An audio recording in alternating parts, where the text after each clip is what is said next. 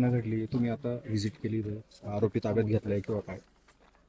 आज संध्याकाळी दुपारच्या नंतर एक 25 वर्षाच्या तरुणाने एक 9.5 वर्षाची जी मुलगी आहे त्याच्या शेजारी घरात जे राहत होती ते घरी दुसऱ्या मुलाबरोबर खेळत असताना टी व्ही बघत असताना ते त्यांना घरातून ओळख असून बाहेर घेऊन गेला आणि गावी बाहेर हे जे शेत आहे ते शेतात पुढे जाऊन त्यांनी त्याच्यावर लैंगिक अत्याचार केला आहे आणि त्याची हत्या केली आहे.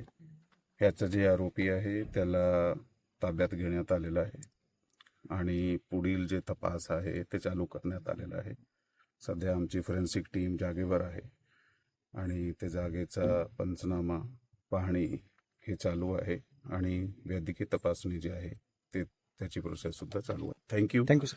जय हिंद, जय महाराष्ट्र.